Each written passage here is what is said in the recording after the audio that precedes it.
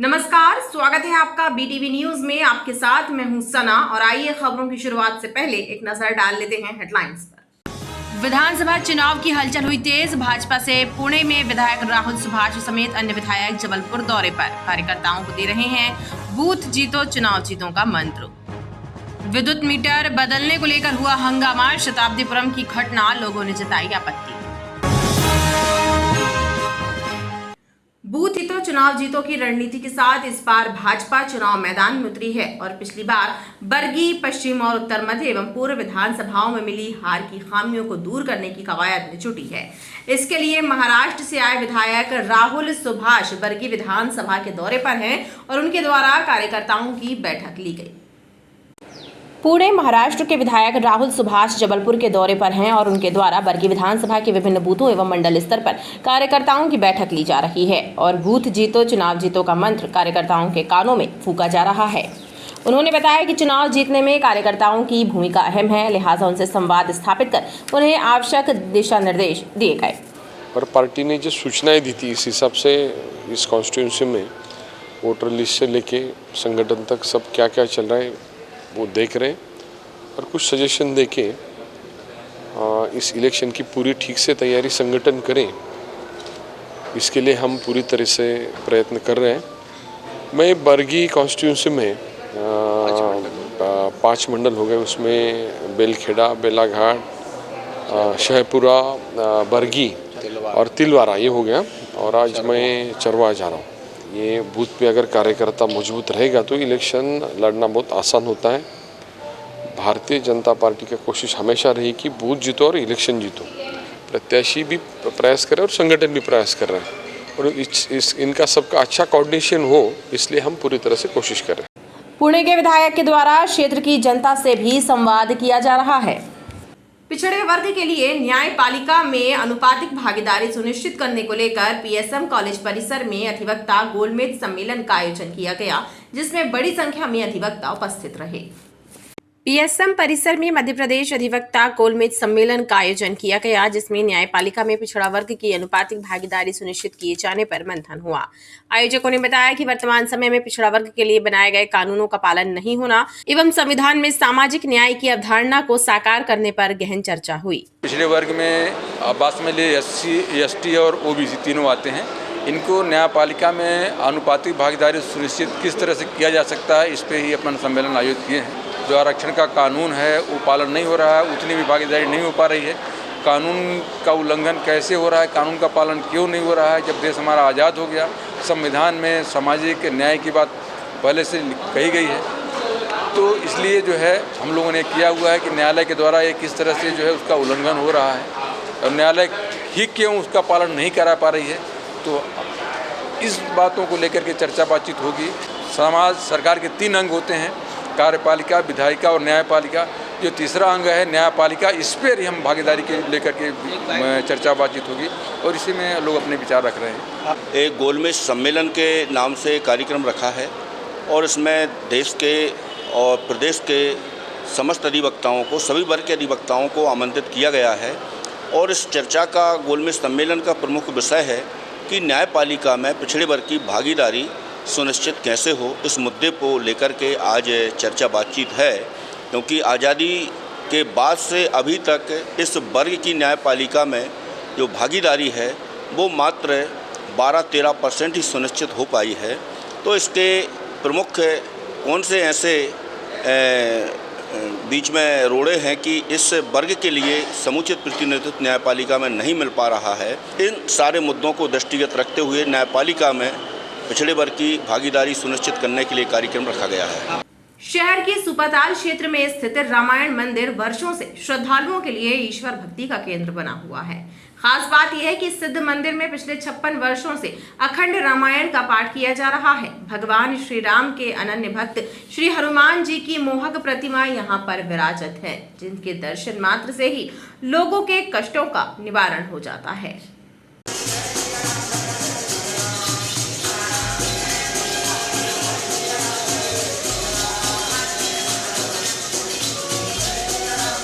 सुपाताल के पास स्थित रामायण मंदिर में भगवान श्री राम और बजरंगबली के दर्शनों के लिए रोजाना बड़ी संख्या में दूर दूर से भक्तगण पहुंचते हैं और शनिवार एवं मंगलवार को श्रद्धालुओं की तादाद ज्यादा बढ़ जाती है और सभी लोग विधि विधान से पूजन अर्चन करते हैं। इस मंदिर की खास बात यह है कि यहाँ पर पिछले 56 वर्षों से अखंड रामायण का पाठ चल रहा है और अखंड रामायण में भी भक्ति भाव से श्रद्धालु शामिल होकर पाठ करते हैं।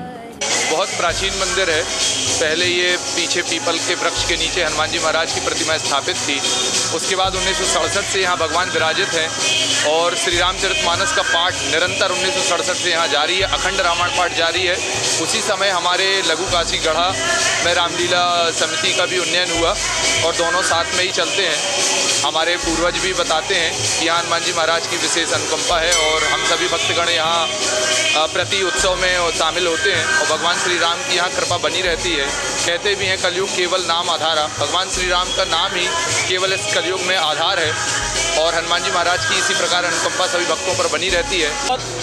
50 साल से मैं देखता आ रहा हूँ यहाँ अखंड मानस हो रही है और जब बीरनपुर जी महाराज यहाँ आए तो 1967 से यहाँ एकदम जनमानस धीरे धीरे आने लगा। पूरा जंगल है ये पूरा एरिया। ये सुपाताल है पीछे, यहाँ देवताल तालाब है, कोयला ताल, चल्ली सागर है, मनसी टोरिया है, पीछे अजय दलित बस्ती है। तो यहाँ पर दादा भगवान ने जो विकास किया है फिर दादा भगवान के नाम से इतना सिद्ध हुआ कि मंदिर में अखंड मानस जो चल रहा है, अखंड मानस, अखंड ज्योत और अखंड धूनी, ये दादा भगवान ने जो चालू किया आज भी चालू है निरंतर। बहुत पुराना मंदिर है भैया, बहुत पुराना मंदिर है, बहुत पुराना मंदिर है। 56 साल से रामायण चल रही।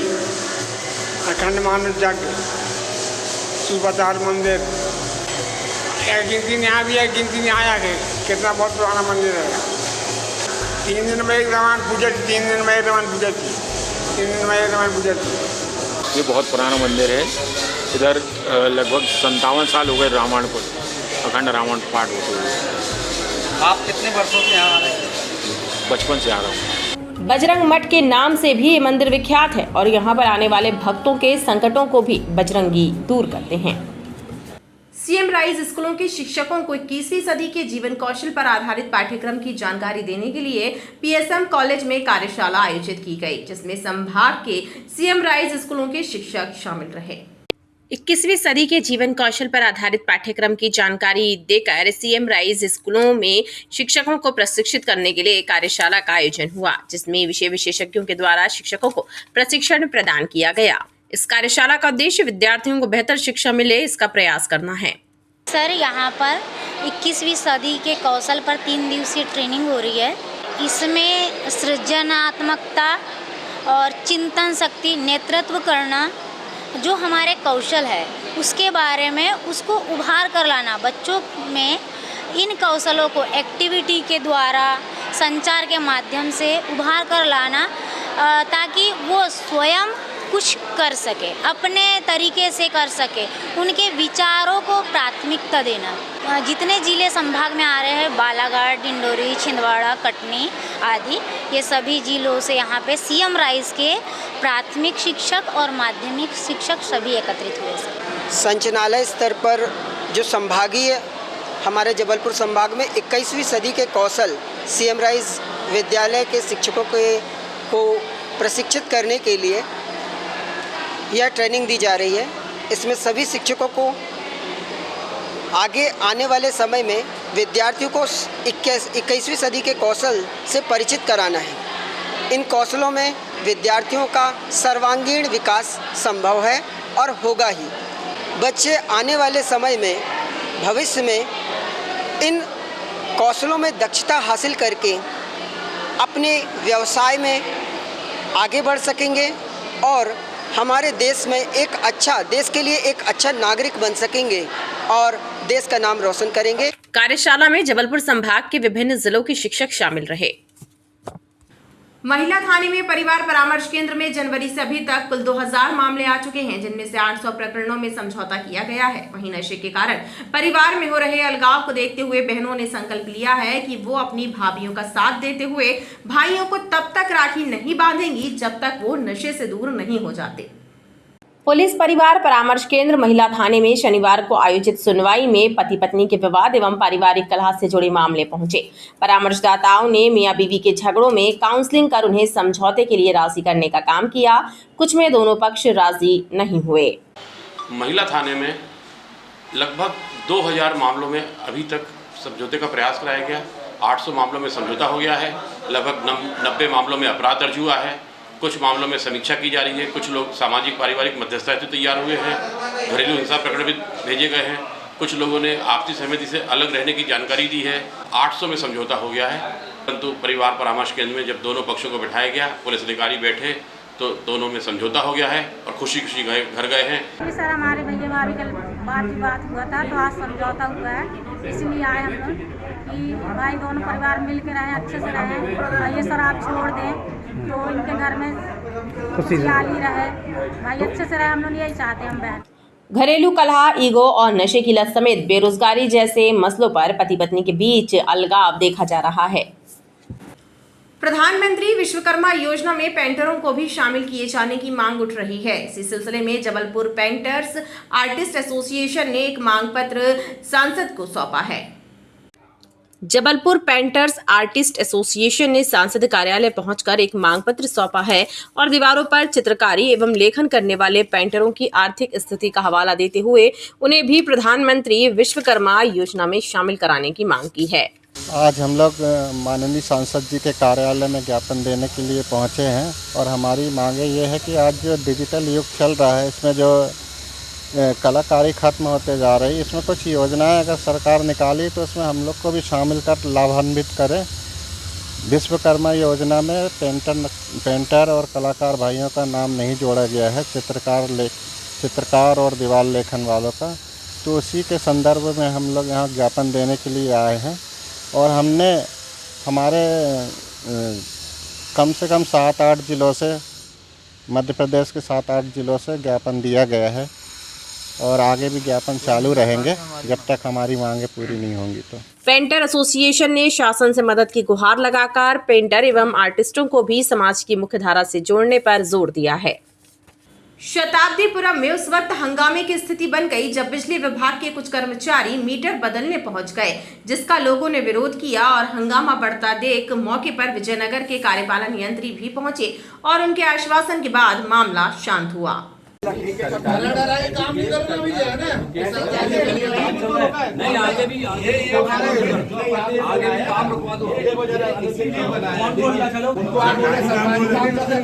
कर्मचारी अधिकारी उनके घर पे लगाए। ये नज़ारा है शताब्दीपुरम का, जहां पर EWS क्वार्टर में लगे पुराने मीटर को बदलने के लिए विद्युत विभाग के कुछ कर्मचारी पहुंच गए और वहां पर मीटर बदलने का काम शुरू कर दिया, जिसका लोगों ने विरोध किया और इसकी सूचना कांग्रेस नेता सौरभ नाटी शर्मा को दे दी, जिसके बाद वो भी मौके पर पहुंचे और बिजली विभाग के अधिकारियों को भी इससे अवगत कराया। सुबह सब एकदम से आए और ये यहाँ पे मीटर एकदम से ये मीटर लगाना है, तो अपन को तो कोई जानकारी दी भी नहीं गई पहले से कि मीटर लगना है। आके उन्होंने अपना पूजा पाठ करके बस यहाँ पे मीटर उखाड़ना, उन्हें तोड़ना फोड़ना चालू कर दिया। कितने बार वही MP में एक भी आदमी नहीं आया, एक भी आदमी की मीटर की भाई इतना अनाप शनाप बिल कैसे आ रहा है। भैया को भी मैंने शिकायत की कई बार, 4000 आ रहा, अभी 2500 3000 आ रहा। कोई नहीं बोला, आप प्राइवेट वाला ढूंढ लीजिए, उससे सही करवा लीजिए। जब हमने सही कराया तो आज इन्हें मीटर उखाड़ने की फेंकने की बात चालू करी। वो मीटर सारे के सारे आ गए, पूरा का पूरा जट्टा। हम लोग चाह रहे जो हमारा मीटर लगा वही रहे, हमें नहीं चाहिए चेंजिंग कुछ। हाँ, बगैर बताए यहाँ मीटर चेंज करने के लिए आ गए। अगर बताया होता तो थोड़ी हम लोग भी थोड़ी कुछ कार्रवाई करते, कुछ पूछते हम लोग भी। अब हम लोग को कुछ पता ही नहीं है। आज ठीक है, आज हम लोग एक पंखा जला रहेंगे तो बिल का भी पता नहीं था। कल के दिन और अगर बढ़ गया बिल तो हम लोग कहाँ से देंगे?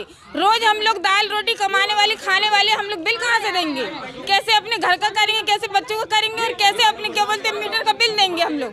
ये बताइए, एक दिन पहले इंसान को बताना चाहिए। कॉलोनी वासियों का कहना है कि उन्हें बिना सूचना दिए ही मीटर बदलने का कार्य किया जा रहा है। खबरों का सिलसिला लगातार जारी रहेगा, आप देखते रहिए BTV न्यूज़।